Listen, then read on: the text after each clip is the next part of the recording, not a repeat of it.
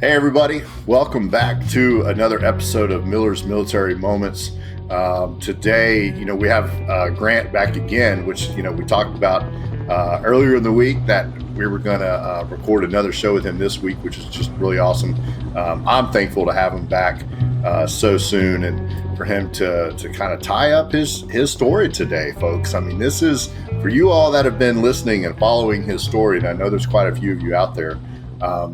This is not the end of Grant's story. I will say that.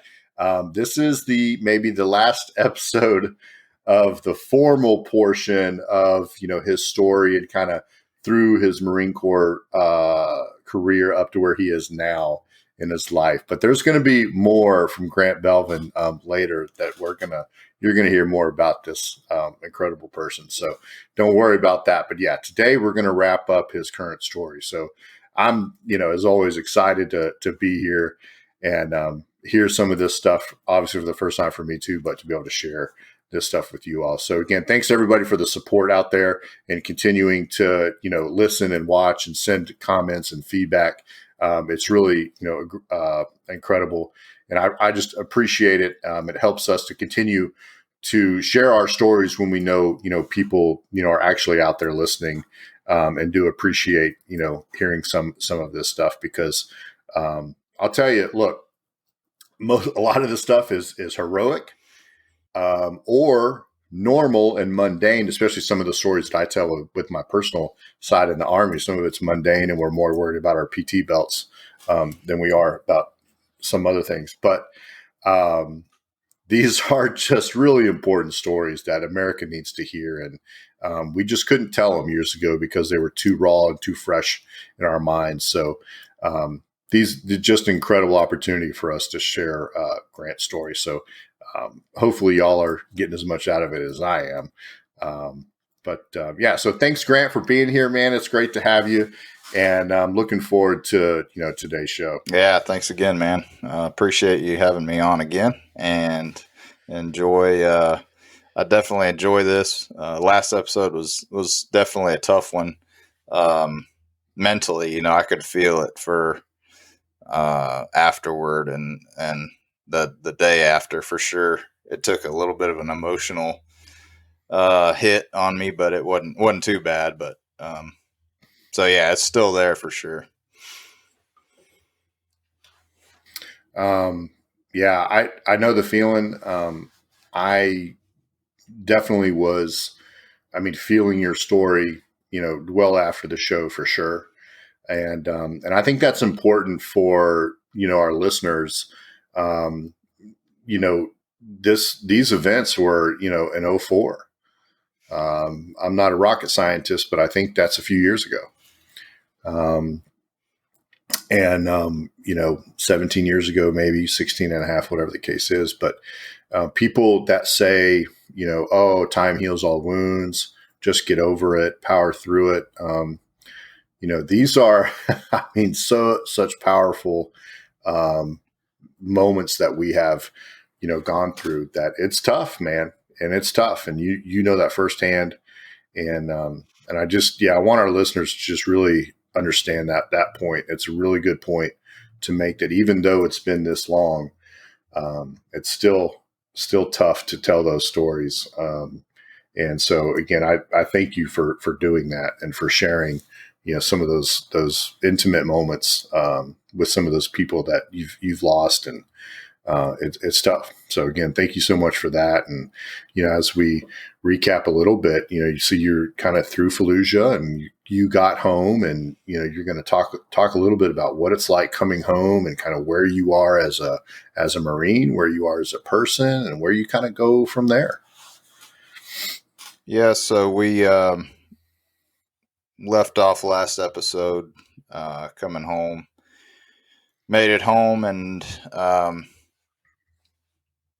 course, it was great to be back at the U.S. That feeling of euphoria wasn't quite there like I had from the last deployment, just because of the intensity of the sustained combat that we went through. I guess that was still obviously really fresh on our minds. So, and we went from leaving Fallujah in January to being back in the States in February. So it was a very short time between that high intensity urban combat and being back in the States where, everything, no one's trying to kill you. So it was different coming home versus that last deployment. And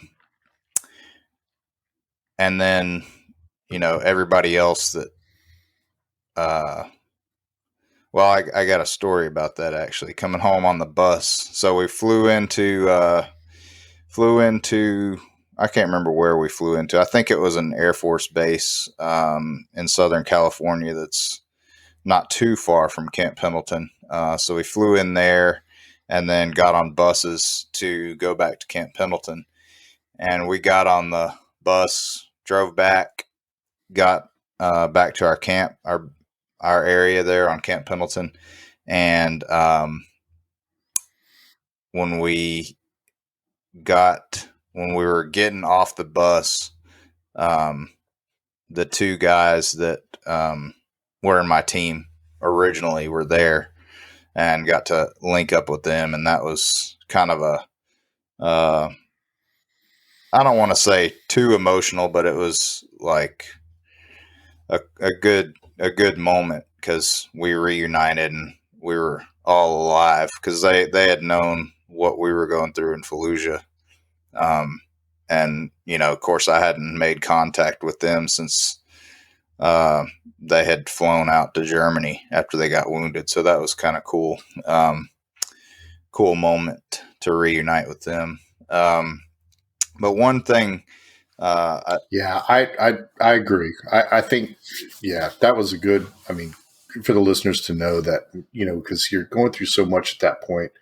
And like you said, you had no idea really what they were going through once they left, to go to Germany. And so this was at least a one positive, emotional event, because there's going to be a lot that come up, between now and where you are today.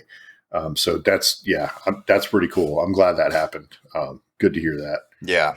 So we initially we had to stay there before everyone went on leave for probably 10 days, maybe 2 weeks or something like that. And from what I remember, it was just kind of a little bit normal. Not a lot of post-traumatic stress that would come later on. It was still, we were still together. We were still, living together and doing day-to-day stuff together. So it wasn't out of the ordinary. Everything seemed like it was still normal. So, but one thing I wanted to talk about was when I had gone on this deployment, I was actually planning on getting married after the deployment. So essentially, my wife and I, now we were essentially engaged without saying we were engaged, because I didn't want to get engaged or get married prior to going on that deployment, because I knew I may not make it back, and I didn't want to leave a widow. So that's why we didn't get married. But I wanted to mention her because she's a tremendous support person in my life that definitely pulled me through a lot of the stuff. So the backstory on that is kind of funny.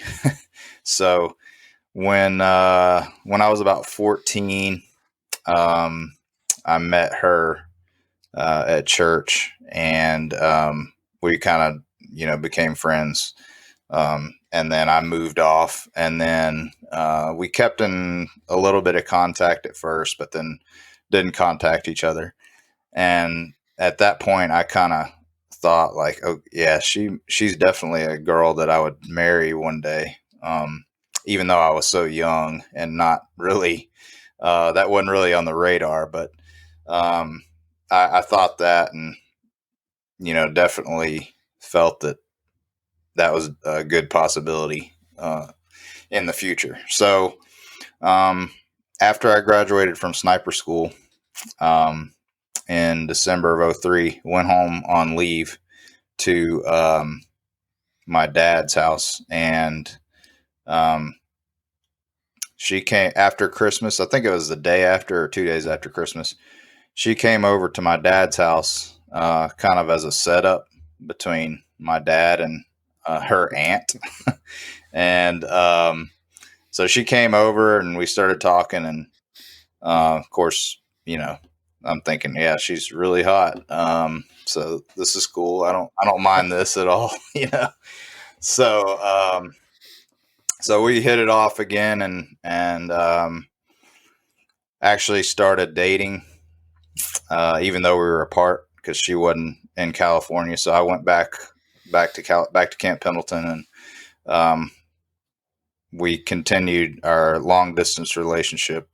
She came out to California a couple times, and um, we planned on getting married. I always say we were arranged because my dad and her aunt set us up. So we were in an arranged marriage. That's a good arrangement. Yeah. So, so I didn't. I knew I wanted to marry her. She knew we wanted to get married. We both knew that, and we talked about it and everything. But I told her, I was like, look, I don't want to get engaged or married before I leave, because I don't know if I told her at the time, but I thought it was a possibility I wasn't going to come back. So, and I didn't want to leave a widow. So, anyway, we did that. Went on the deployment, and of course, it's not like it is nowadays. We didn't really have. We had like sporadic internet. I could email her every once in a while, and then phone calls were minimal. And later on in the deployment, after the Battle of Fallujah, when we had held up in the flour factory and everything was calmed down, each sniper team had a satellite phone as our tertiary communication. So I was able to talk to her pretty regular after everything calmed down using the sat phone. So that was kind of cool. But yeah. So we get back, like I said, get back to Camp Pendleton, see my buddies there, go on leave, back to where she is, and which is pretty close to where my dad is. And so I spent, I guess, 2 weeks or so on leave, and then went back to Camp Pendleton essentially just to check out. So went on leave in late February or early March, sometime around there. Got back, had around 30 days of leave on the books. So my EAS date wasn't, or ETS, Army calls it, was end of April of 05. And so I took about roughly 30 days of terminal leave. So I got out of the Marine Corps end of March of 05. So I go from being in high intensity urban combat in December, first part of January, to civilian at the end of March. And that was, that was big time, because as soon as, everything I had known for the 4 years and everything I had gone through on that last deployment that was very fresh in my mind, as far as camaraderie, accountability with your buddies, everything we went through was severed immediately, gone, at the end of March in 05. And I left, and that was it. Never again to be that, how do I put it? That brotherhood, never again. So that was a huge hit, in addition to all the traumatic events that we experienced in Fallujah. So I get back, I go home. Of course, we got engaged. I guess probably when I was on leave, officially engaged, right? so she got the ring and all that stuff Right. at that point in time when I made it back. But we got married. We decided to get married in July. So we got married July 2nd of 05. And then I enrolled in college and started college the fall semester of 05. So August of 05, in-person college. So I'm essentially, I'm not really doing anything. I didn't get a job because I knew I was going to go to college and use the GI Bill. And at the time I had the GI Bill kicker, which was really cool. I don't know if you remember that, but got extra money on top of the GI Bill to go to school. So essentially the old GI Bill, Montgomery GI Bill plus kicker, which is what I used, they would just deposit money into your bank account for X number of dollars every month that you're enrolled in school full time. So I knew I was going to be making money going to school. We had to use that money to pay for school and books, but I went to a school that was extremely, the tuition was extremely low. Books were books, but the tuition and fees was nothing compared to what it is now. So I was able to make money going to school, and I knew that going into it. So I just took time off. I didn't work or anything. My wife was going to nursing school and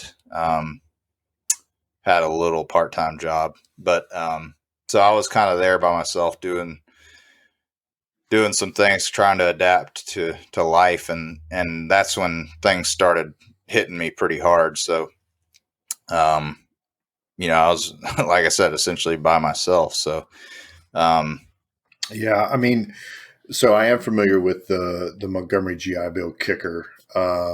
And so I had the Montgomery GI Bill at first, and then I transitioned to post 9/11, which essentially is kind of what you're saying on steroids a little bit. But it does it pays the stipend. And one thing that was really cool about the post 9/11 GI Bill for me is, since I already have a bachelor's degree, I was able to transfer that to my son. Lucky for him, I only have one kid, and so he got 100% of it, and he's going to get that monthly stipend that you talked about, deposited into his account. So yeah, definitely, familiar with that. And then, which is a great thing. It's definitely just a small thing that we've earned for sure. It's incredible. A lot of things are going through my mind right now. And, I'm thinking about, so I just retired, and, when we talk about Soldier for Life in the Army, but the TAP, Transition Assistance Program, and really looking at your timeline, I mean, you didn't do anything to prepare yourself. I mean, you just essentially, you went on leave and then you cleared the installation. You just checked all the boxes and you were out. Versus now, I mean, there's a whole lot more stuff you've got to go through to, make sure that you're ready for either school or, to work or whatever the case is. So your story is another example of how we were not ready as a nation. No. For people to exit, the military after high intensity conflict like that. Almost similar to World War II in a sense, like, we weren't ready for that, but maybe, I don't know.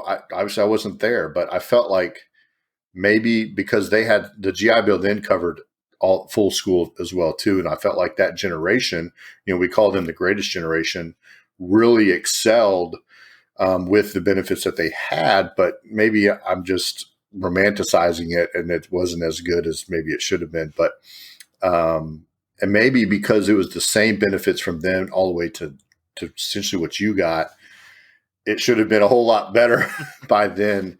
And it just wasn't. Yeah. I mean, and to But let's just forget about the benefits in the school thing, which was a great opportunity. The making sure that you are prepared mentally and emotionally to make this transition didn't happen. I mean, there was just none of that. Oh, okay, you're a Marine, you're good. So sign here and, have a good day.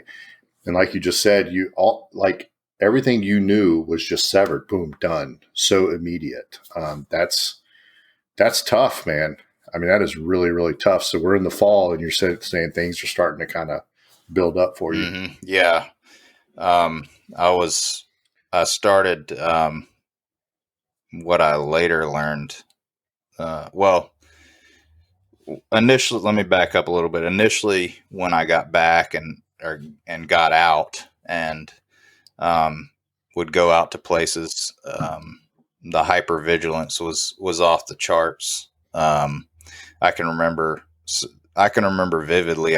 We were at a restaurant one day, me and my wife, and this is before we got married, and we were eating, and in the back, like toward the kitchen, I guess they had like a deep freeze that was like a chest. It opens like a chest. It wasn't like a door. And that deep freeze lid slammed, and I like freaked out because I thought it was a shot from a rocket or mortar or something, And so I went into panic mode almost, and that was my first indication, like, whoa, this is crazy. I had heard things about PTSD and post traumatic stress and stuff like that, but I hadn't had a moment where I was like, oh, that's what that is, And so stuff like that started happening rather frequently. I started having a lot of chest pain, hard time breathing sometimes, started just kind of almost freaking out, as in nervous breakdown, want to scream type stuff. Later on, I found out that those were panic attacks, and started having those on a regular basis. When I started school, I would be sitting in class, and all of a sudden I'll just start sweating, and this is out of nowhere, start sweating. Heart would start pounding. I would start fidgeting, and I would think I was going to scream. I think I was going to, just scream out for help, or just need to scream. I needed to leave that place. I needed to leave. Right. And that was, panic attacks, but I didn't know what it was. I didn't realize what was going on. And I can remember things like going, we went to Florida right after we got married, to the beach. And I remember we stopped in New Orleans, and we were shopping in the French Quarter, and I just started having a panic attack out of nowhere. But I didn't know what it was. That was a crazy thing. I think I had gone to the VA maybe once to, get registered and make some appointments or something, but it wasn't streamlined like it is now. It was just like, hey, if you want these resources, here they are, so I didn't know what was going on. And I actually went to a cardiologist, had a EKG, had a heart, ultrasound done, all types of stuff. I had a pulmonary workup done because I thought I was having like a heart attack. The panic attacks I was thinking were heart attacks. I was potentially could be having a heart attack, and so of course all that was normal, all that was fine. So I just didn't really know what to do. And then I went to the VA, had to drive like an hour and a half one way. So 3 hours round trip to go see, psychologist at the VA, and did that for quite a while. Of course, the VA back then it was like, it was not like it is today. You know, they were still in the mindset of treating World War II veterans and Vietnam veterans that had, you know, had many years between the time in service and the time they're treating them. So that the new stuff that we've got available now, of course, the, you know, technology and stuff wasn't there either, but they just didn't know how to approach us, how to treat us. So it was kind of a battle with the VA, with school.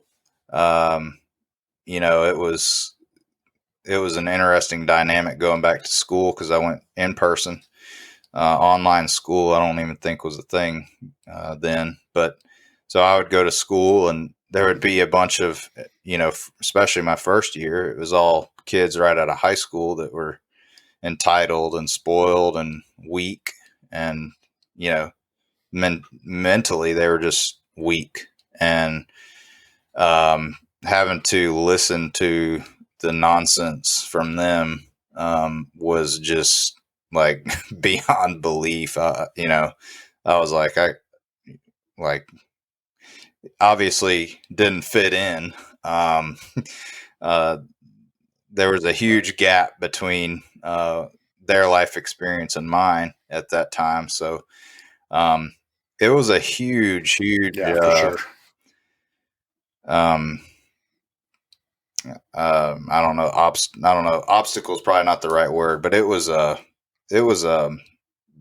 battle when I got back, with just everything I encountered, let alone the post traumatic stress I was dealing with. You know, just because I was one of the first ones to get out from those brand new conflicts that we had just gotten ourselves into as a country. So I started eating bad, poor diet. Of course, you know, as a Marine, you know, or at least me and the guys I served with, we always prided ourselves in being in good physical condition. So I didn't really let that go too much. I did way more than in the Marine Corps as far as letting myself go. But started eating fast food all the time. Started doctors wanted to give me, you know, blood pressure meds and cholesterol meds and this medication and that medication. And I've always been the type that would rather not take medication. So thankfully, I didn't really do that for very long. But, you know, all those changes coming in at one time would be difficult enough had I not been in the military at all and not deployed and not done any of that, getting married, going to school, all that at once. But I got out of combat, got out of the Marine Corps, got married, and went to college within 8 months. And so it took a massive toll on my mental and emotional health and physical health, obviously, because they're all tied together in one package. So absolutely. Yeah. I can only imagine. I mean, it's you know, I'm hearing all this and thinking about, and so you pointed out, you were one of the first ones really that early in our conflicts, you know, in '05. I mean, there wasn't a whole lot of people that got out, you know, that quick, that experienced, you know, that intense combat. And it's a lot anyway. Then the VA wasn't prepared. The Marine Corps didn't help you really get out. It's not their fault. Mm-hmm. They just, the Army was the same way at that point. Yeah. We've gotten better now, you know, so, and the Marines have too, but the systems and processes weren't set up to help you. But you were trying your best. And then you took on some other, you know, life challenges that are normally not so bad by themselves. Like you said, marriage and, you know, going to school. But now, you know, all that combined is just, I can just imagine. I know, I can see it. I can feel it. The how much the pressure it's on you. And then, I went to college right out of high school. So I know the kind of kid I was. And, and if I would have had this combat veteran Marine, like he didn't want to hear my dumb shit, I'm talking about or whatever. So I definitely get what you're saying. I mean, that's a tough thing. And especially when they're entitled and they're, doing their thing, like, man, I mean, it's tough, man. And so I'm excited to kind of hear how you came out of this. I mean, what is, how did you kind of work through this? You mentioned your wife earlier is a saint, and I'm going to throw one out of mine too. 24 years. It'll be 24 years this August. I mean, she's unbelievable. So yeah, I'm excited to kind of hear now, like how you got to where you're smiling like you are right now. Mm-hmm. How did you get to this point? Yeah. She's a huge, like I said, factor in my recovery, the support that she provides. My family, my dad, my sisters, my mom, my immediate family was a huge support. My wife's family was a huge support. So, there were strong, I had a very strong support system, which was critical in this type of recovery scenario for anybody. But it took years going through college. I acclimated to civilian life as best I could, and went through college, and years went by, and it took quite a few years for my wife to not know, or for me to break down some barriers and some walls that my wife could see past, or for me to get past the stoic Grant, the stoicism, the the hypervigilance, not necessarily hypervigilance, because I got out of that. It didn't take me as long to get out of the hypervigilance state as it did to get out of the stoic state, where I could kind of relax a little bit and show some emotion and smile and stuff like that. So, but it took a while, it took a while. And really what sent me over the edge as far as, finally saying, okay, this is enough. I've got to do something about this, or else I'm just going to lose it mentally. Let's see, this has been a few years ago, several years ago now. After all that stuff, recovery, thinking I'm good, acclimated to society, all that good stuff, thinking I'm good to go. My oldest son, this has been probably when he was in kindergarten, first grade, something younger. And he was playing football, and I was on the sideline at his football game, and I started having all the feelings of a panic attack again. And it was like major. So started sweating, started having super high heart rate. My mind was racing, felt like I wanted to scream out for help. Just fidgety, just had to get out of that scenario, but I couldn't. I was there watching my son play football. That was supposed to be a good experience, and I'm over here living a nightmare. So yeah. Apparently, I hadn't dealt with some of the trauma from 04, and it just came back out of nowhere for no apparent reason, and hit me hard, and that sent me into a downward spiral of darkness for probably a year of pretty pretty severe anxiety and depression. And I couldn't continue down that route. So I was like, man, something's got to happen, because this is not good mentally, physically, emotionally, spiritually. This is not good. So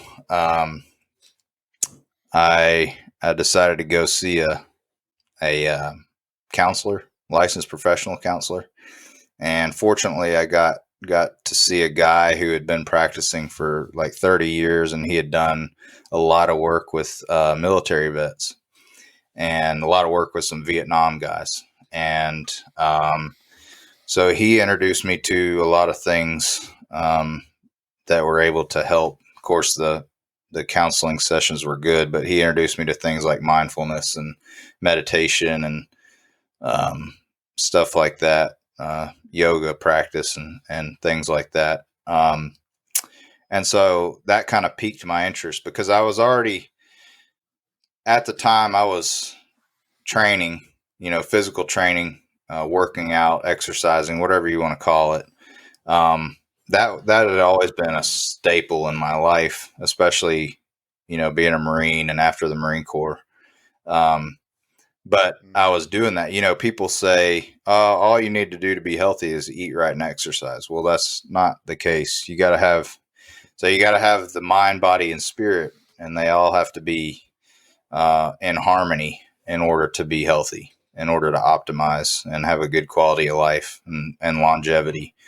So I was just working out. I was eating pretty good. I had done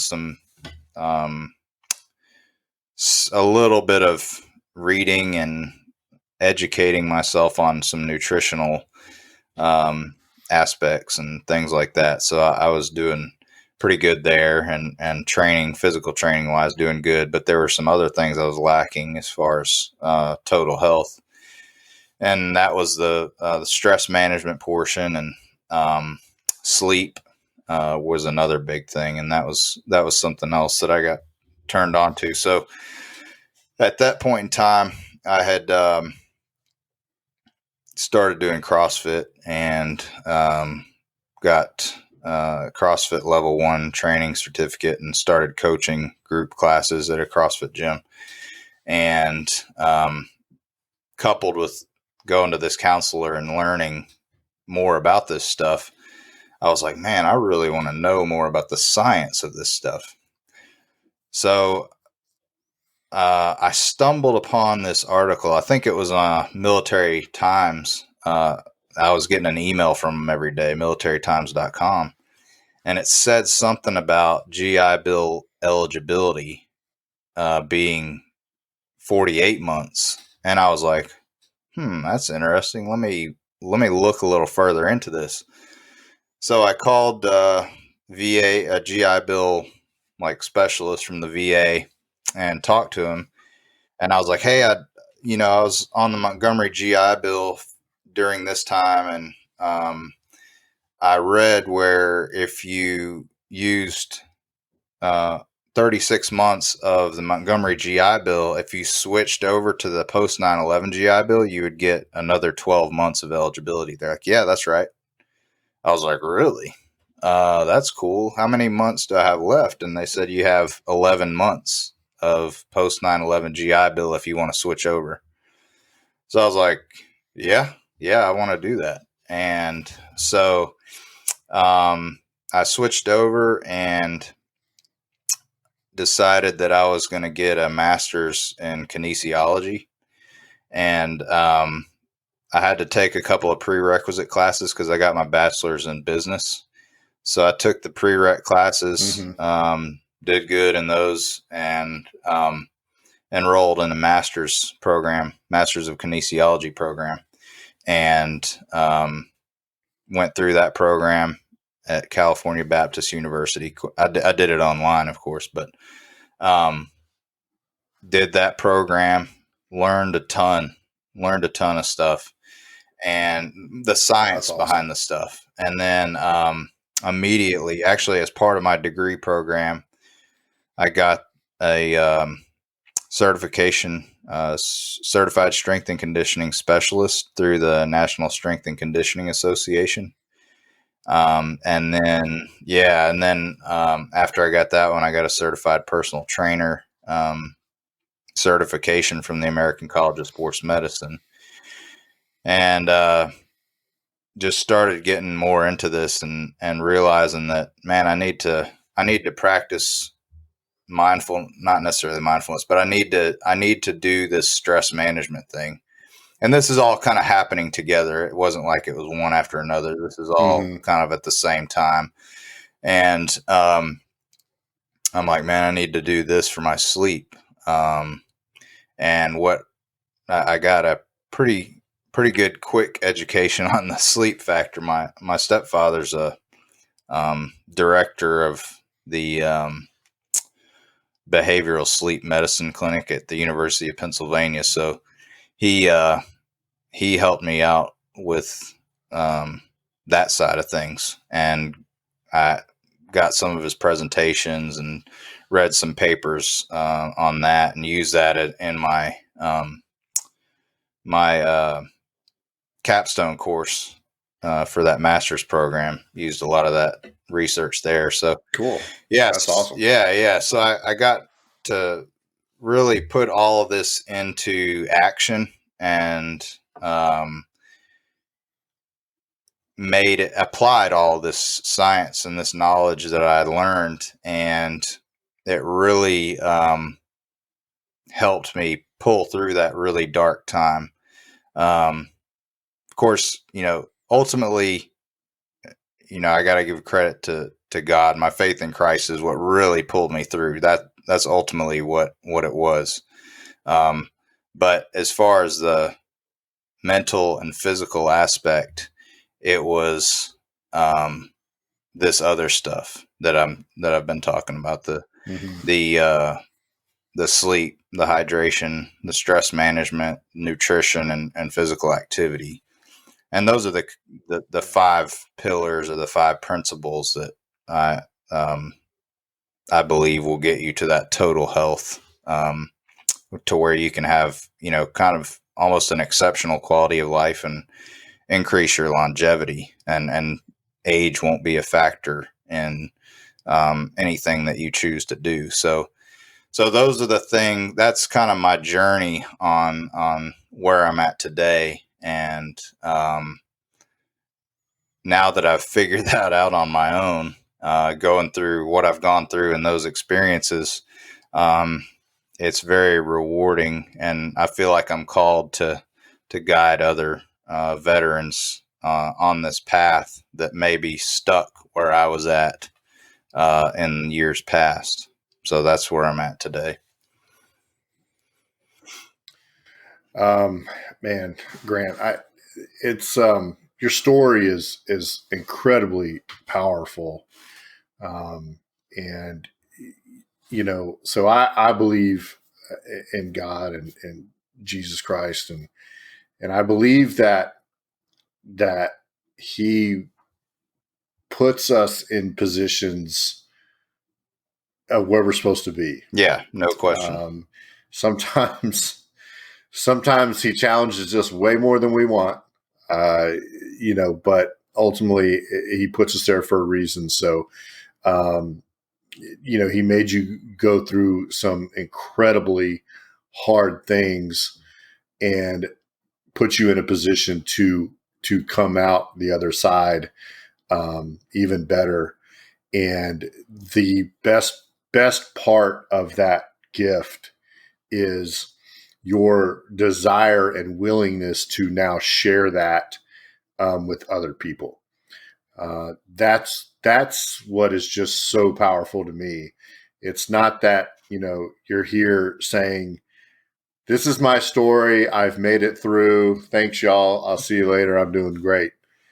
It's I've come from the darkest of places, and this is how I did it, and I know how to do it, and I'm here to share it with you and to help others. And that is so powerful, and I'm so appreciative of that as we look to our left and right and see our brothers and sisters struggling with their quality of life. And, we have all these voices yelling at us and trying to, saying, I can help you, I can do this. And a lot of them are, I'll call them the blue check marks on Twitter. The celebrities, the famous people, send me $25 and you'll get this, and I guarantee you that. And no, those are not the people that care about my quality of life. And that, you have lived it, you've come through it, and you're willing to share that, which is just amazing. And I love that. And you're willing to help other people.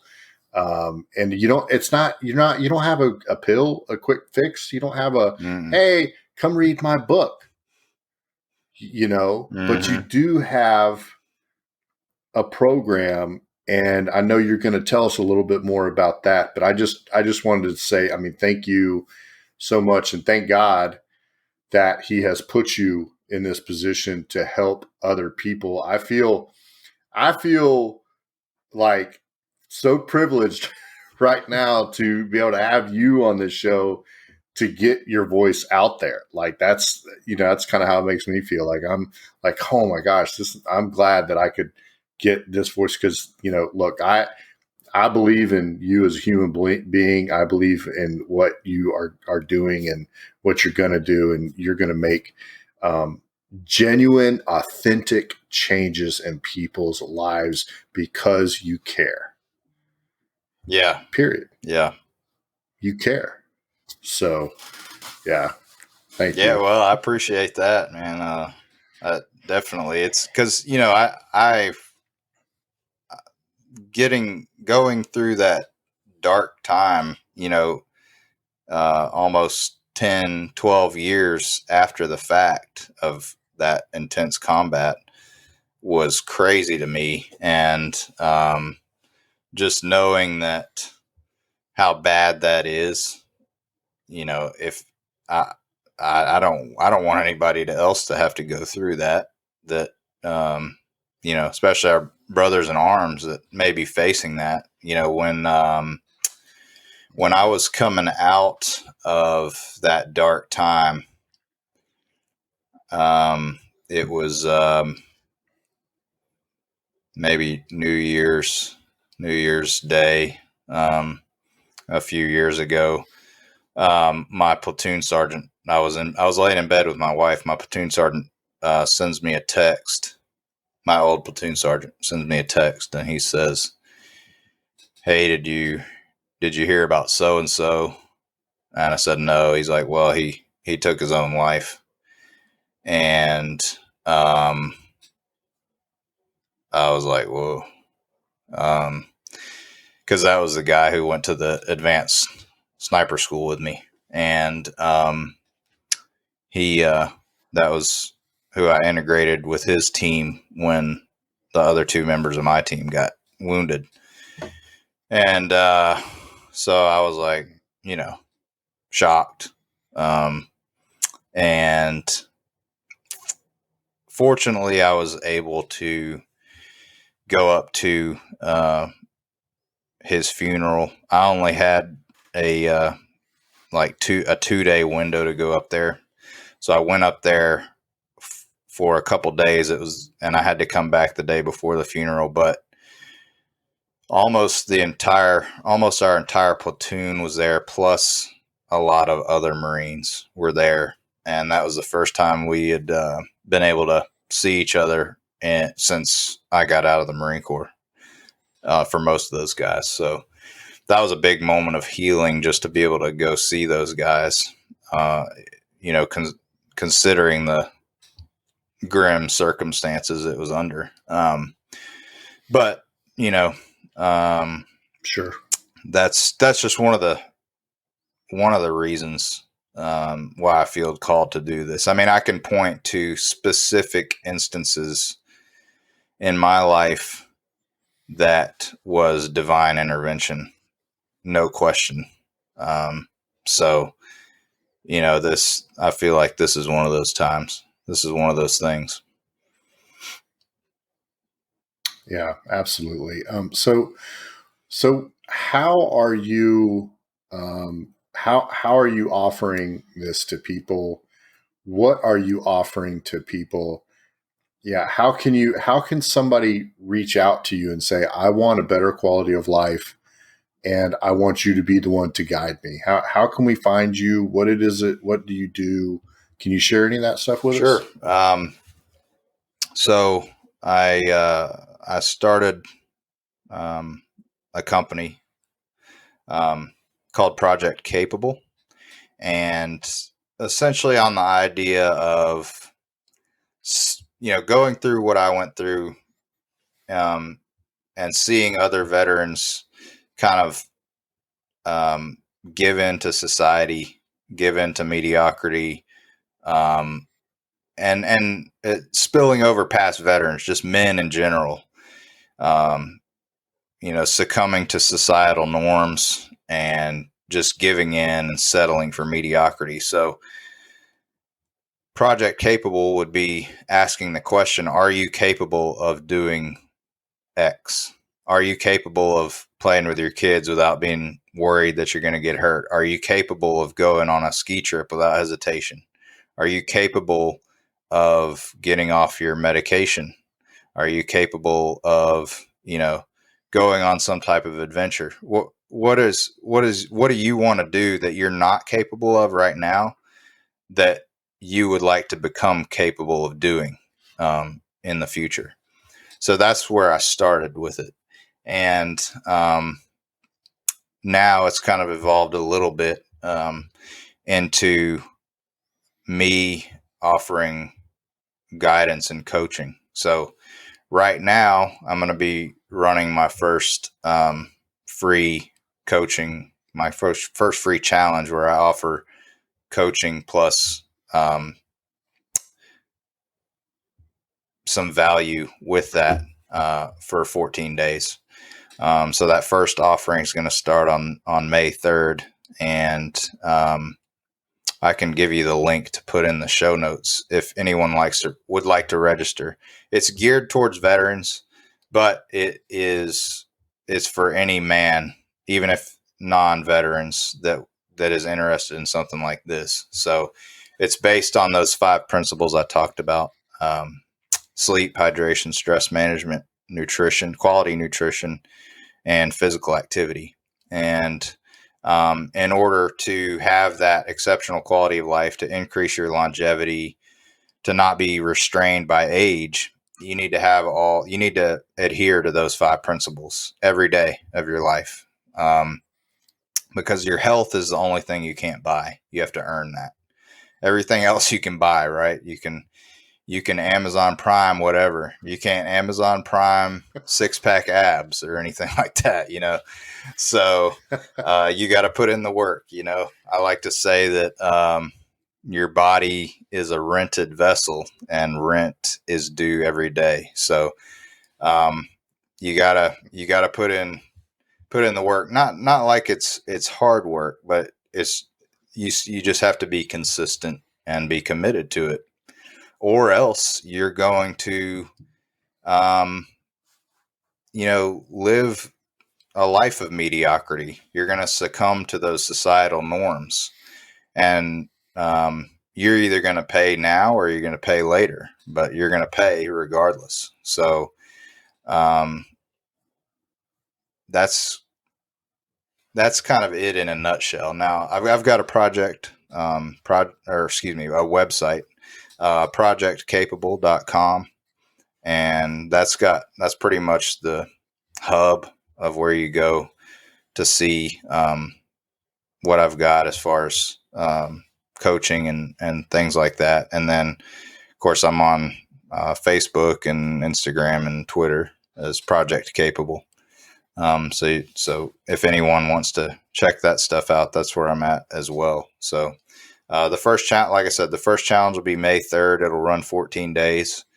And then I'll offer it again after that one ends, and just keep offering these free challenges so that people can see what it's all about.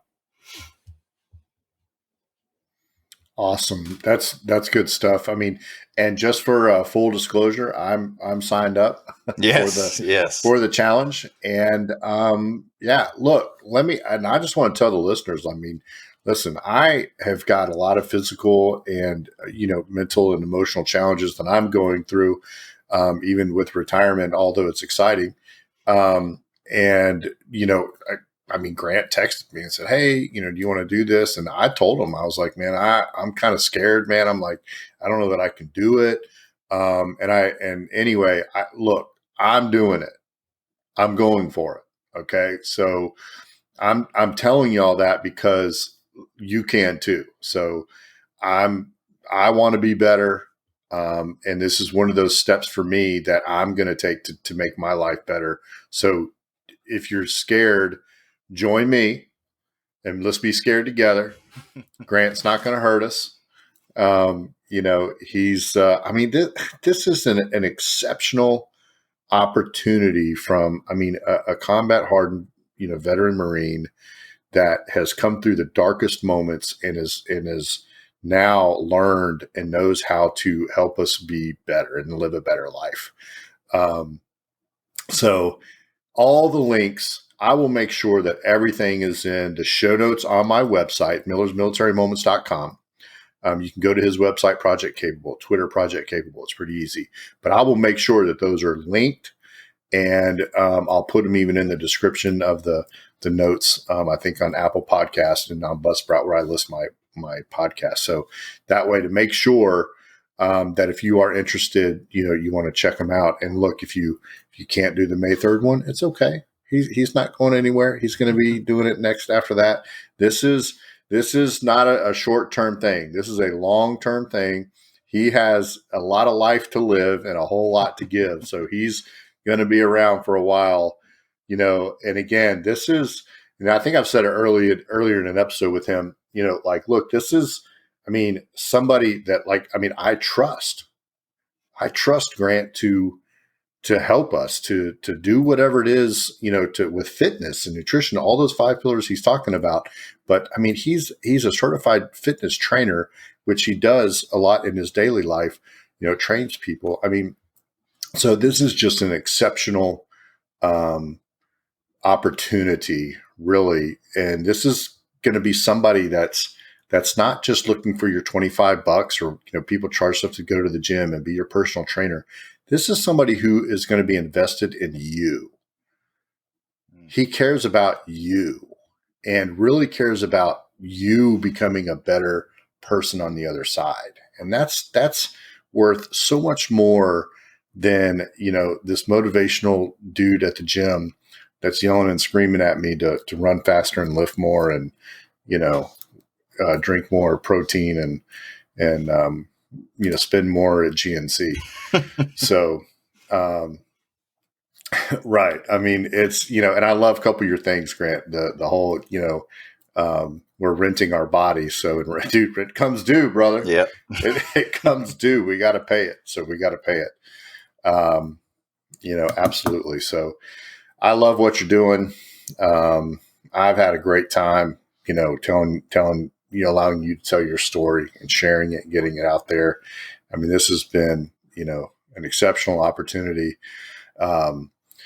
Before I kind of wrap it up, I mean, I just want to hand it back over to you just one more time. Make sure, is there anything else you want to share?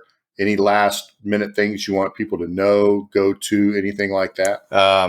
We just for non-veterans, I do have 2 non-veterans that are signed up for it. So it's not exclusive to veterans. Any man that, wants this type of guidance, coaching, help, whatever you want to call it, feel free to sign up.